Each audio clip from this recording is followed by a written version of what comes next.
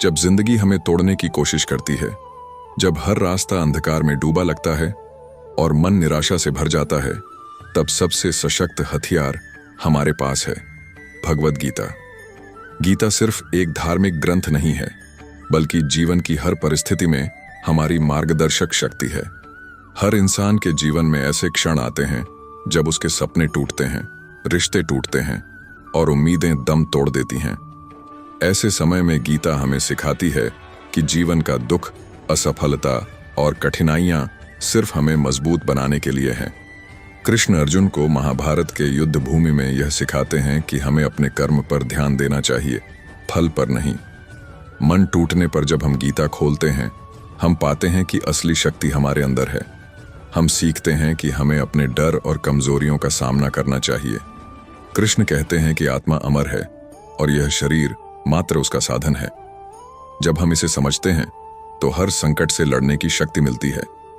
गीता हमें यह भी सिखाती है कि जीवन में संतुलन बनाए रखना बेहद जरूरी है। सुख और दुख, जीत और हार सब अस्थायी हैं। जब हम यह समझते हैं तो मन का टूटना कम होता है और हम हर परिस्थिति में स्थिर रह पाते हैं। मन टूटने पर गीता खोलना एक तरह से हमारे लिए आत्मा की ताकत को जगाना है। यह हमें याद दिलाती है कि हम अपने कर्म, धैर्य और समझ से हर परिस्थिति को बदल सकते हैं। कृष्ण हमें प्रेरित करते हैं कि हर परिस्थिति में साहस और विवेक के साथ आगे बढ़ो। इसलिए जब भी जीवन की चुनौतियां बहुत बड़ी लगें, जब मन टूटने लगे, गीता खोलो। उसके पन्नों में उत्तर है, धैर्य रखो, कर्म करते रहो और अपने भीतर की शक्ति को पहचानो। जीवन में हर इंसान को कभी न कभी दर्द और निराशा का सामना करना पड़ता है। कुछ रिश्ते टूट जाते हैं, कुछ सपने अधूरे रह जाते हैं और कभी कभी लगता है कि दुनिया ही हमारे खिलाफ हो गई है। ऐसे समय में मन टूट जाता है, आत्मा कमजोर लगती है और हर चीज अर्थहीन लगने लगती है। लेकिन यही वह पल है जब हमें भगवद गीता खोलकर उसकी सीख से अपने मन को संभालना चाहिए। गीता हमें यह याद दिलाती है कि कठिनाइयां केवल हमें मजबूत बनाने के लिए आती हैं। अर्जुन जब महाभारत के युद्ध भूमि में अपने कर्तव्य से भ्रमित हुआ, तब कृष्ण ने उसे गीता का ज्ञान दिया। अर्जुन का मन टूट गया था, उसकी आत्मा में डर और असमर्थता थी।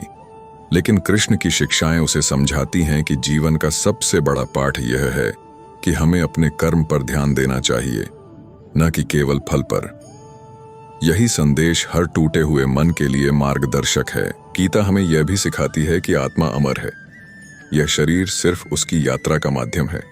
जब हम यह समझते हैं तो जीवन के हर दुख और विफलता का भय कम हो जाता है। मन टूटने पर हम अक्सर सोचते हैं कि हमारी मेहनत बेकार है, हमारी कोशिशें व्यर्थ हैं, लेकिन गीता हमें याद दिलाती है कि असली शक्ति भीतर है। मन टूटने के समय इंसान अक्सर खुद को कमजोर और अकेला महसूस करता है।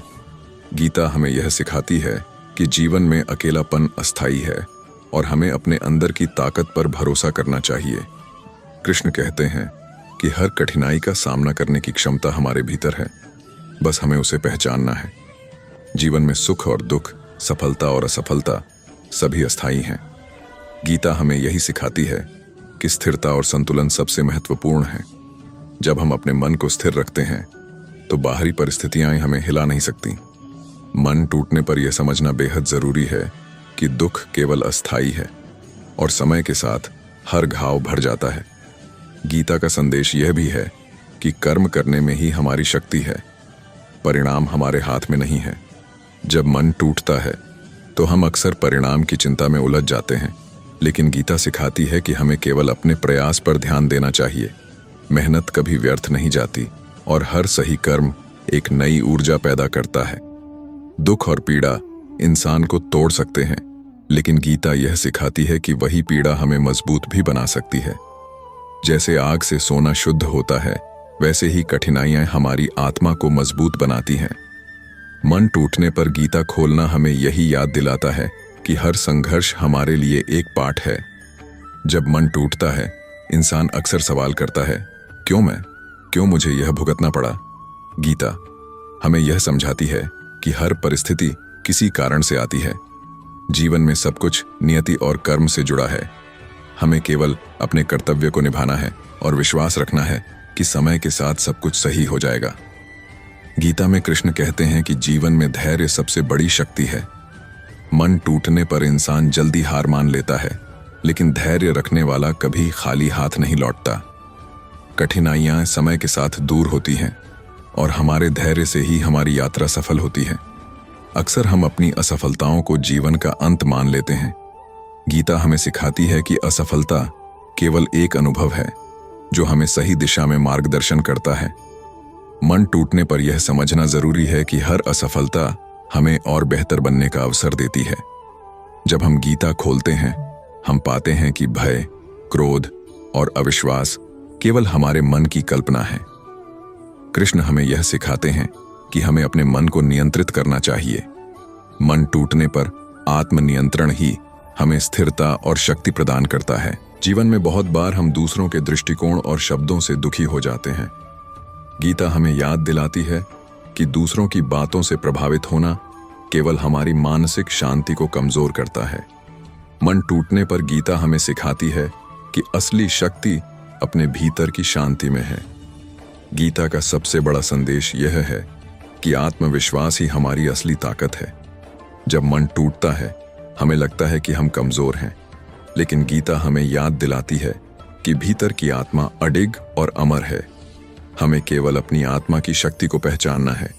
जब इंसान निराशा में होता है, तब वह अक्सर गलत फैसले ले लेता है। गीता हमें सिखाती है कि विवेक और समझदारी के साथ कदम उठाना चाहिए। मन टूटने पर गीता खोलना हमें यह याद दिलाता है कि सही निर्णय हमेशा हमारी सोच और आत्मज्ञान से आते हैं। गीता यह भी सिखाती है कि दूसरों से अपेक्षाएं कम रखें और अपने कर्म पर ध्यान दें।